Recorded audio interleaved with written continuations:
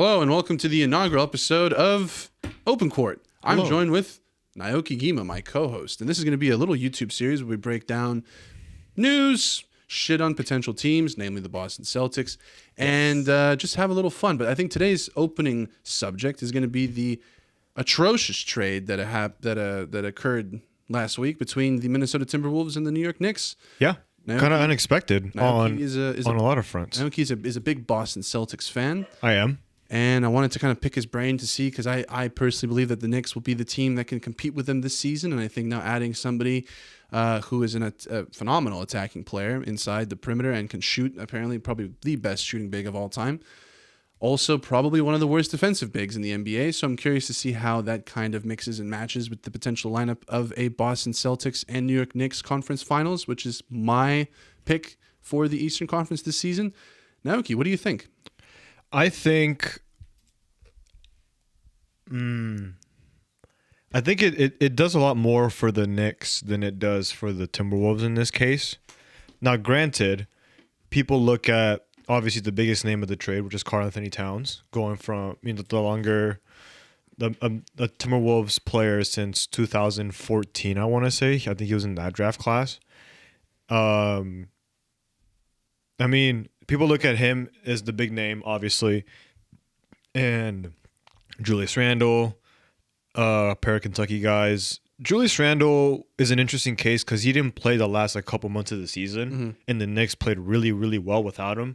But I've said it on here that not on this show, but on Dedicate, that I believe that a big part of the Knicks' success in the time that Julius Randle was not in the lineup was due to Isaiah Hartenstein. Yeah. Right? His rebounding, his average-ish ability to stretch the floor and really bang down low with the other bigs in the league, especially in the Eastern Conference, helped them out quite a bit, especially in their playoff run. Now they lost him to Oklahoma City.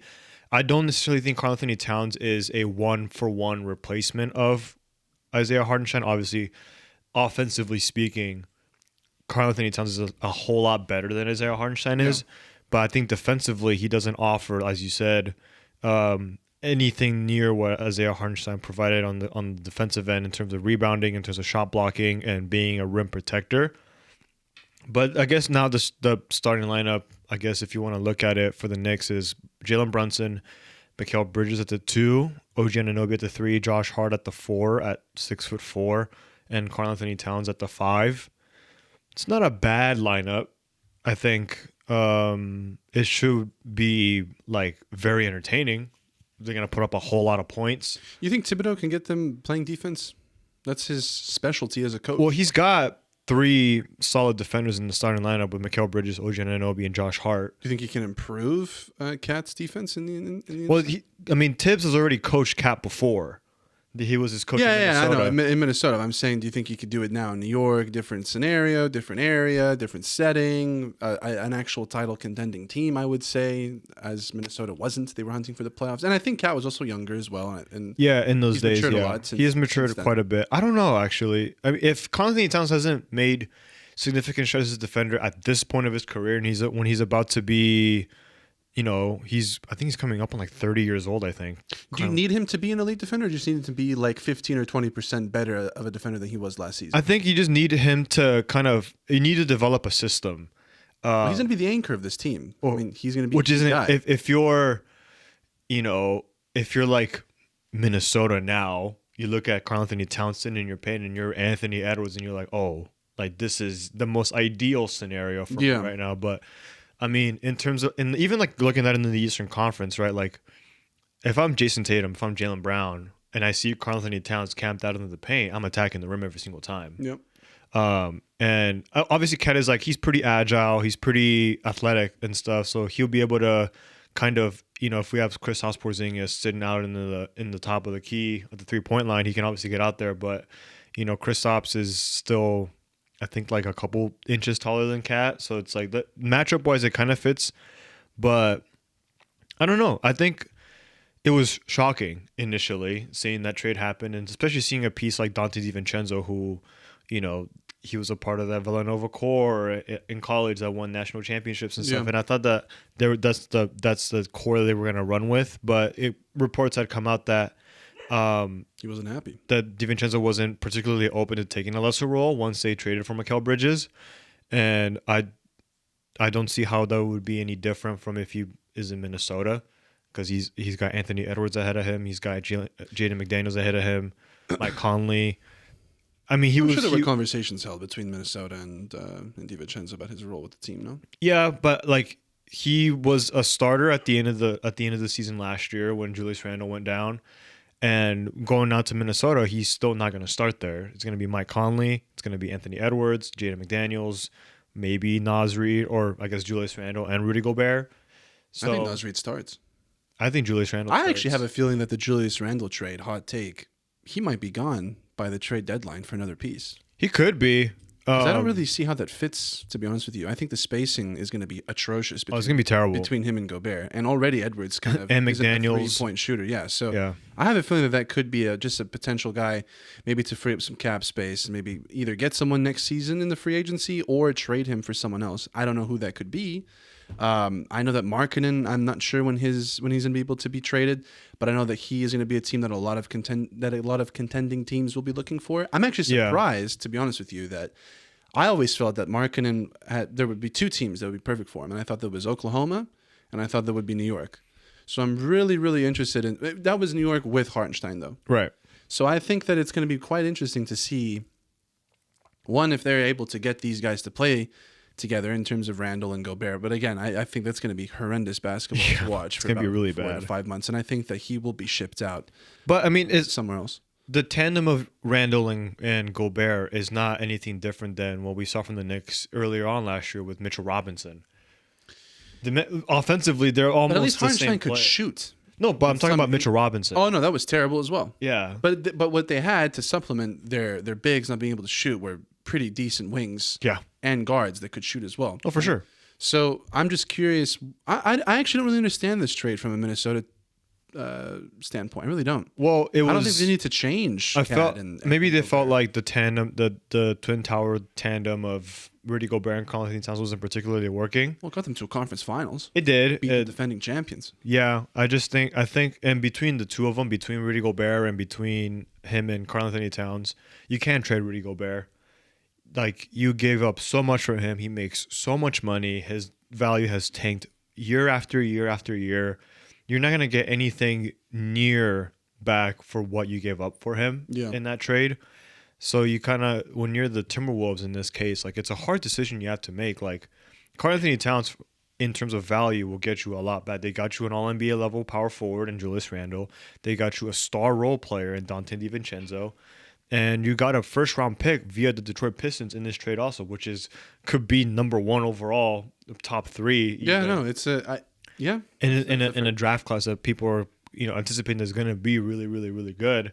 So, I think for the Knicks, it keeps them in the same spot, kind of.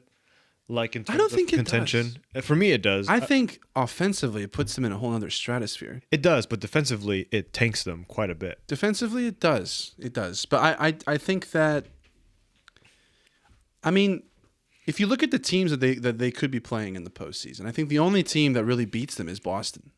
If Milwaukee figures it out, if Milwaukee somehow figures it out, I still think defensively they're a liability.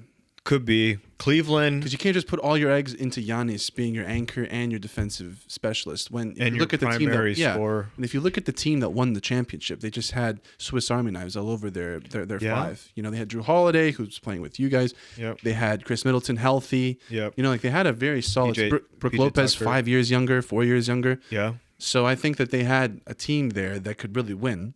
And I think Milwaukee's another team that maybe we could talk about in a future episode, see what we think about them. But I only really see Boston. And that's just, I think, because of the camaraderie, it's another year playing together. They have the championship experience. They have probably the best coach in the NBA who will be able to figure out and make the right adjustments if they do play each other in the postseason. Philadelphia could also be a dark horse to beat the Knicks. It just depends on health, man. Yeah, look, and anticipating a healthy Embiid Karl Anthony is not gonna match up with Embiid. You're probably gonna have either one of Mikal Bridges or OG Anunoby on Paul George, and then leaving the other one to guard Tyrese Maxey. Embiid will average 40 in that season. Oh, in that series. series, yeah. Yeah, she'll average 40 in that series. It's just, can Paul George and can, Tyrese Maxey give you what you need? Productivity off the offensive end of the floor. Again, New York, they've stocked up on their wings. They got a big that can stretch the floor. But again, I think you and I are both under the same thing where it's like, is Cat going to be your anchor? Because if that's the case, you're fucked. They still have Mitchell Robinson. They do, but he's going to be out for the first part. And they're looking to trade him as well. So I'm not sure what you can get for him on the market. The Lakers could try and go out and get him. Yeah, I know, but again, we don't really have any good defensive bigs on our team. So, or in that instance, I don't know if what that trade would even look like, to be honest with you. So maybe the next one, Bronny. All right.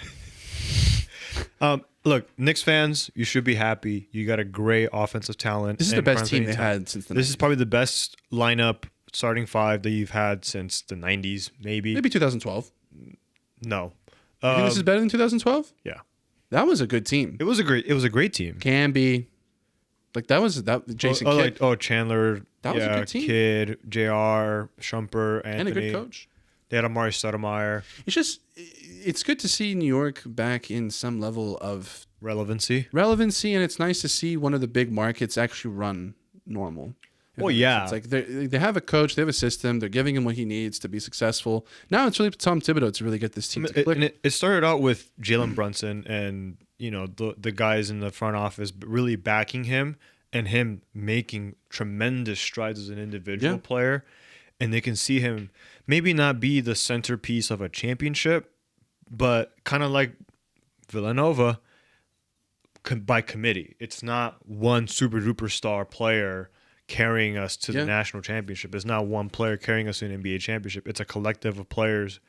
It really feels like a team that was conducted in like the 5th or 6th year of a really long and arduous 2K My GM, which is exactly what the Knicks. Yeah, but the Knicks just simmed like 15 years into the rebuild sim, and this is the lineup that they came up with. Where do you think they finished? And the depth is a question mark. I think they finished like where they finished kind of last year. Can you read me what their potential starting five would be, and can you read me their bench? Yeah, Jalen Brunson, Mikal Bridges, OG Anunoby, Josh Hart, Karl Anthony Towns, with Miles McBride as your backup point guard or shooting guard. He's not bad. Precious Achiuwa as your backup 4-5 man. Cameron Payne is kind of like your, if Miles McBride comes in at the 2, you have Cameron Payne at the 1. And then after that, it drops off pretty. So you got Landry Shamet, you got Tyler Kolek, you got Jericho Sims, who's a younger player.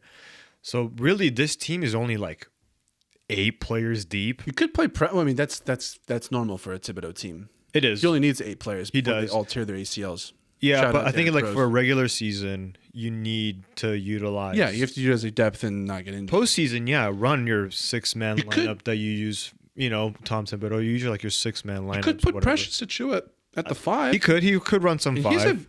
He's a solid defensive rebounder, and he is. That's like his specialty for sure. So and not losing him is actually a big deal, I would say. Yeah, retaining him was huge for the Knicks. So I think they finished like 2nd or 3rd. How many wins? Well, they finished last year at 50 and 32. 58, 57 wins, you think? I'd say 55, 56 wins. That's fair. Like a slight improvement. Not a major one, but a slight How far one. behind are they to the Knicks? To the Celtics? Do you think the Celtics are going to win the 16 Celtics and above again? Were 14 games ahead of the Knicks in second place. Do you think that number will stay 14? You think it's going to drop? I think it'll drop. I think I'm going to anticipate a drop off on the Celtics front slightly. Like Kristaps is not going to play the first couple months of the season. Yeah. I know Jason Tatum, Jaylen Brown, all those guys will still be healthy, but 64 wins was a really good mark. Like that was one that I didn't even anticipate earlier on. Yeah. Like that was going to happen, but I would say like 62, 61 wins. Just like a slight drop off. Al Horford's only getting older, and Kristaps, like I said, is not going to play the first 2 months of the season. So, it is what it is. But I anticipate a slight drop off, and the Knicks will improve slightly. Okay. And to round up the trade, what would you grade it? I would give the Knicks like a B+, and then I would give the Timberwolves like a B average. Okay. That Detroit first round pick is huge. If they didn't have the pick, they'd be fucked. They'd be screwed because now you have Julius Randle and Dante DiVincenzo. So, and you gave up your franchise cornerstone, who was your franchise cornerstone for over the last like almost a decade. I think the best thing though to wrap up this video, the greatest comment I saw on Bleacher Report when this was announced was someone said, "Don't be a zesty bitch in the Garden this season." Oh my gosh. But anyway, thank you for watching the first episode of Open Court with Naoki and I, where we talk about basketball and break down potential horseshit trades. Next up, Ja Morant. Just kidding. Anyway, thanks for Brandon Ingram to Detroit for Cade Cunningham and Jalen Duren. All right. And a first round pick.